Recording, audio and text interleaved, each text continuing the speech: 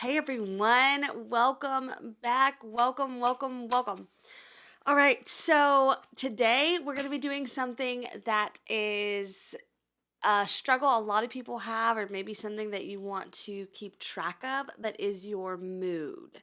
So, I'm going to show you a really easy, neat way to track your mood, and a couple different ways actually to do it using your mini planner. And it should be fun and easy. And that way, you can, if that's something you're interested in, you can track it really easily without it being overwhelming for you. So, if you're new here, welcome. I'm so glad to have you. Make sure to hit that subscribe button and that notification bell so you don't miss any of the fun. And for those of you returning, I'm so glad to have you back as well. All right, let's get started.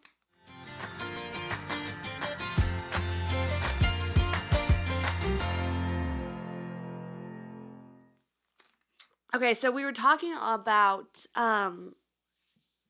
mood, hence the title, and just really how it affects the overall well being of people a lot of times. And also how it can be affected by your surroundings and what you have going on in life, and maybe, personal reasons, or maybe diet changes, or maybe work changes, or lack of sleep, or all these different factors of what it is. So, here's what I will say, this is where I would track my mood. But what you're going to need to do is, if you want to be really thorough with it, is use your wellness planner, which I'm going to take you through mine in a few days. But use your wellness planner to really understand why your mood was it what it was. So if you woke up really like early one day and you went to bed really late and you didn't get enough sleep and you're super grouchy and you're super cranky, then maybe jot down in your wellness journal how many hours you slept the night before, and then you can correlate the two. Like, okay, Mama needs her 8 hours, whatever it might be. But I'm going to show you a really easy way, and we're going to start in February's monthly to do this. And I don't even think we're going to need to take it out of the day. So for me, I don't use my monthly in my mini. I use my monthly in my classic. I use my monthlies. Really, the only monthly that I use is my classic monthly. I don't use the monthlies in a lot of the other ones because they're more like journal and tracking related. So there's not as much to do in the monthlies. A little bit in the fitness, but overall, my classic is where I put appointments and different things that I need to do. So for the month of, or for the mini, it is not used at all. And it's very tiny too. So like realistically, you could fit very little here. You'd have to like I write big, one word, one. So yeah. But what I think you should do with it is use each day of the month as the day that you would track the mood that you're in. And I'm going to show you two different ways you can do it. One is very simple emojis. Like incredibly simple. You have the cry emoji, you have the happy emoji, just emojis. Like you can just put it on there. It's going to be very evident in what you're, indicating. And if you want to jot down like a word underneath of it to just like really solidify what you're saying, like I'll just show you what I would say. Oops, that one bleeds. Silly. There's my mood. That's my mood a lot of days. But that's how I would jot it down in this particular way if you're going to use emojis. Maybe you don't want to have it that evident in your moods, or maybe you don't want people to really understand what you're tracking. Maybe you want it to be a little bit more private, or maybe you want it to be a little more simple because there's not as many emojis and things as you might think if you don't have a lot of sticker books. Then what I would recommend is getting a little, if you have one of these punch cards, if not, any type of filler paper or anything that's punched, it has lines right here.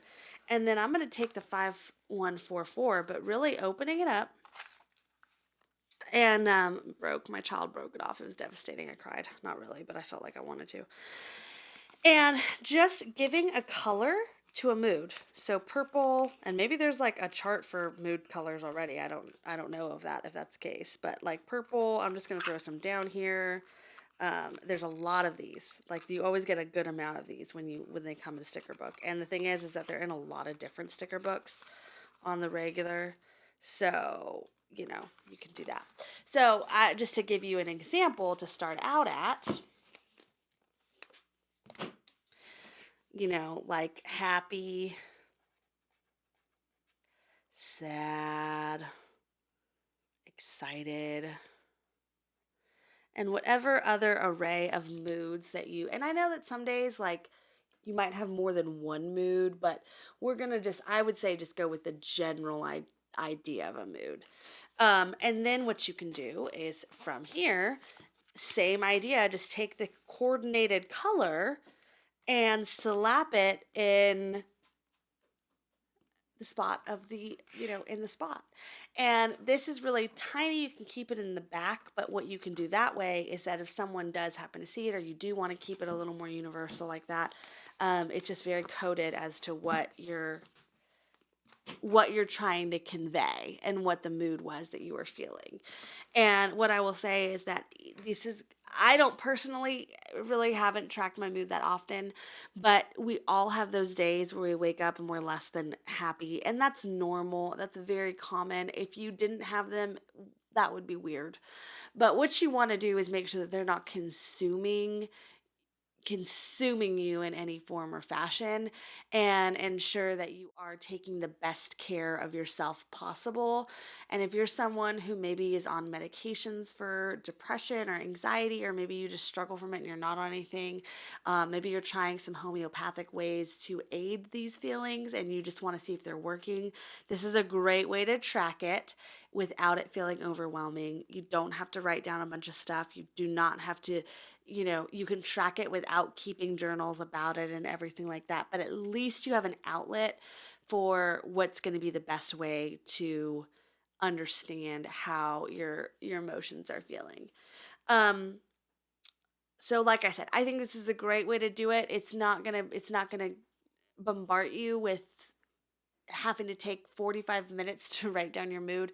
No, it's something as simple as throwing a sticker and then maybe one word to describe your day. And then you can go back and at the end of the month have it filled out and look, okay, I was really happy here. The 14th, it was a horrible day for me because I don't have a boyfriend and I wanted one, or whatever it might be.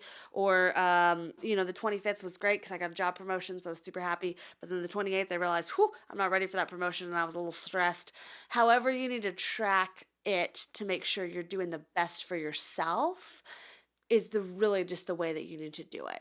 And like I said, if you're just really upset and sad for no apparent reason, then go back, and if you do journal a little bit in your wellness journal, go back and double check that is something, that is not correlating together. So just to give you a few sticker books that have these types of stickers. So the tiny sticker book has emojis. Wouldn't get you through a lot, like maybe a month or two, but it does have emojis in it. The 5144, of course, has a lot of those little colored stickers. And what I would say is if you do a color for each mood, then you can use any sticker that's colored that, even if it's not the same exact looking sticker. This bright sticker, it has these little tags and like stars and stuff in it if you want to do it with those types of small stickers. Yeah, probably just the tags and stars. And like these would work too. Um, let's see. I know there's one more I brought over here to show you.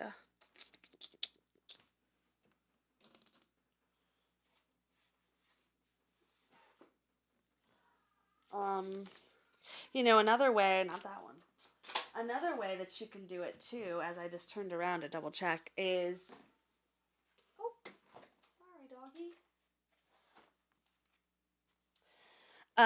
The journaling doodles, if you have these little you can color them in if you want to chart your mood that way. So you can like pre put all your circles on and then just color it depending on the day. That's another easy way to do it. And then food. You could do the same type of idea with keys with food, and then just put a food sticker per day, and that will be the same idea. It's just a marker and a way to counteract that marker and see what you're feeling and how you're feeling.